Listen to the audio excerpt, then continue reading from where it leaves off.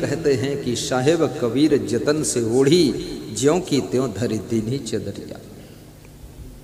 पूरे संसार को अद्भुत संदेश देने वाले सदगुरु कबीर साहब कहते हैं कि मैंने अपनी जिंदगी की चादर को ऐसे ढंग से ओढ़ा है, सावधानी से ओढ़ा है कि ज्यों की त्यों वो चादर रख दी है। इस चादर में कोई दाग नहीं लगे हैं। कितने लोगों ने चादर तो इतना ऊट पटांग ओढ़ा है कि उनकी चादर सब जहां तहां से फट भी गई है, तहस नहस हो गई है, जिंदगी सब नष्ट भ्रष्ट हो गई है। भाइयों और बहनों, कबीर साहब से सीखो, जिंदगी की चादर को संभल कर ओढ़ो ताकि ये चादर ज्यों की त्यों वापस लौटाई जाए, इसमें कोई दाग नहीं लगना चाहिए।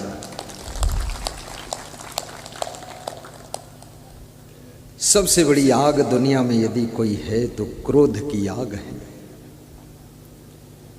नास्ति काम समो व्याधि, नास्ति मोह समो रिपुः, नास्ति कोप समो वहिन्नि, नास्ति ज्ञानात् परम सुखम। नीतिकार कहता है कि कामना से बड़ा कोई रोग नहीं, मोह से बड़ा कोई शत्रु नहीं। शत्रु इतना नहीं रुलाता, इतना नहीं दुखाता जितना तुम्हारा मोह तुमको रुलाता है, दुखाता है, बांधता है। और क्रोध से बड़ी कोई आग नहीं है।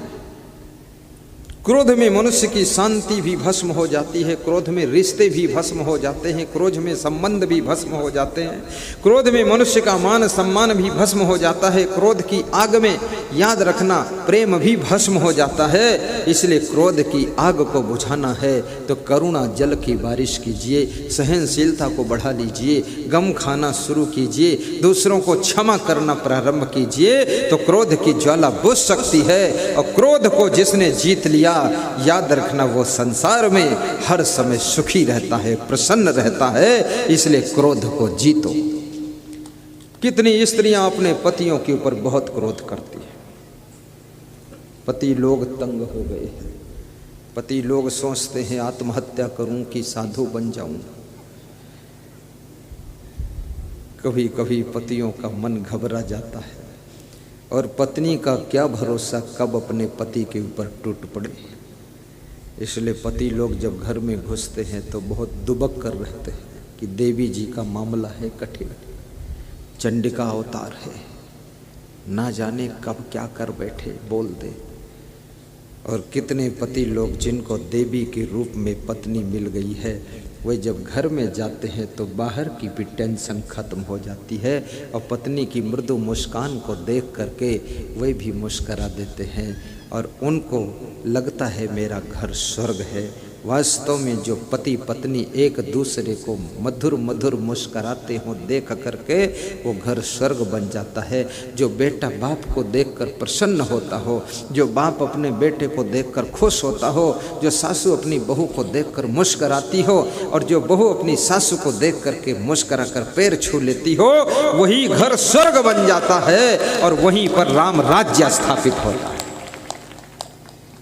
दूसरे की स्त्रियों से तो मुस्कराना सभी जानते हैं। ये जितने इधर बैठे हुए हैं नर नारायण, दूसरे की पत्नी मिल जाए तो ऐसा लगता है इंद्रलोक से देव पुरुष आए हैं, बड़े खुश हैं, बड़े मगन फिर तो ये मगन भाई पटेल है, क्या पूछना। और स्त्रियां भी दूसरे पुरुषों से बात करने में ऐसे मुस्कराती हैं, लगता है इंद्रलोक की इंद्रपरी ही चलकर आ गई है। और अपने पति से जब बोलती है तो लगता है शेरनी गरज रही है। पति भी बेहोश हो जाता है कि खतरनाक अवतार हुआ है। बहू आई बनकर तब गाय की तरह आई थी और धीरे धीरे शेरनी बनकर गुर्राने लगी है। ऐसा मत करना। एक नवयुवक ने शादी किया, नवयुवक ही शादी करते हैं, कोई बूढ़े थोड़े शादी करते हैं। और बूढ़ा भी कोई शादी करे तो बड़ा हिम्मत वाला होगा। कई बूढ़े लोग भी 80 साल की उम्र में भी शादी करते हैं। 80 साल उम्र उनकी है और उनकी पत्नी की उम्र जो है 25-30 साल है। 25-30 साल की छोकरी और 80 साल का डोकरा, दोनों ने शादी किया। अब वो जो 80 साल का डोकरा है ना, वो सोचता है ये लड़की मेरे साथ शादी कर रही, लेकिन ऐसा नहीं है। वो लड़की उस डोकरे की संपत्ति के साथ शादी कर रही। वो देख रही इसके पास माल कितना है, और बुढ़ापे में शादी करने में हिम्मत दिखाने वाला यदि कोई है तो भारत देश का नेता ही हो सकता है। और कौन? क्या बुढ़ापे में शादी? मेरे साथ सज्जन पढ़ते थे तो मुझे मिले, मैं तो साधु हो गया। तो मैंने कहा कहाँ जा रहे हो? बोले पिताजी की शादी का इंतजाम करने जा रहे हैं। तो मैंने कहा तू क्या बिना पिताजी की शादी के पैदा हुआ? बोले मैं भी पैदा हुआ तो वो पहले शादी हुई थी, उसके हम 4 बेटे हैं, 4 भाई हैं। तो हमने कहा अब? बोले पिताजी की इच्छा है 70 साल की उम्र में फिर से शादी करने की। तो मैंने पिताजी से कहा पिताजी तुमने मेरी शादी किया तो मैं आपकी शादी बुढ़ापे में करा दूंगा। तो मैंने ढूंढ दिया है उनको। हम सब भाई मिलकर पिताजी की बारात में जा रहे हैं और पिताजी दूल्हा बनकर बैठे। कितना बेशर्म पिता है ये, फोहड़ पिता है ये।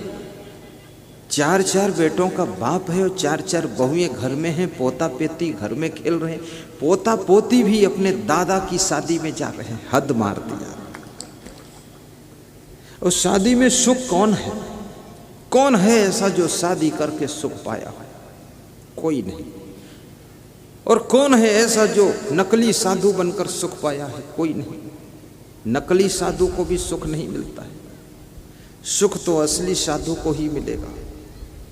डुप्लीकेट साधु बनोगे बहुत दुखी रहोगे, टेंशन पे पड़ोगे, लफड़ा पालते रहोगे। और कितने लोग इस भारत देश में साधु है भी नहीं फिर भी लिखता है संत श्री श्री श्री श्री न जाने 1008 1,08 कितना 1,08 न लिख दे कहीं। मैं आज तक यही नहीं समझ पाया 1008 का अर्थ क्या होता है। तो मैं अपने संत से बोलने वाला था मेरे नाम के आगे लिख दो 1,08 फाइनल हो जाए, पर उसका अर्थ नहीं पता चला इसलिए मैं लिखा नहीं। अरे श्री श्री लिखने से काम नहीं चलेगा, संतवंत लिखने से काम नहीं चलेगा। संतत्व अंदर होना चाहिए। संत लिखो न लिखो तब भी तुमको संत। अभी यहाँ लोग मेरी सदगुरु बोलकर जय बोलते हैं कि सदगुरु असंग साहिब की जय। मुझे संकोच लग जाता है क्योंकि सदगुरु पद बहुत बड़ा पद है, सदगुरु नाम ही बहुत बड़ा नाम है। अभी तो हम संत की ग्रेड में हैं, सदगुरु के लेवल में पहुंचना बहुत बड़ी बात है, ये छोटी बात नहीं है। पर लोग बोलते हैं सदगुरु, जब बोलते हैं सदगुरु असंग साहिब की जय मैं शर्मिंदा हो जाता हूँ कि अभी सदगुरु की डिग्री पर नहीं हूँ और फोकट में ये डिग्री मिल रही तो ये बिल्कुल गलत बात है। वो बहुत बड़ी चीज़ है।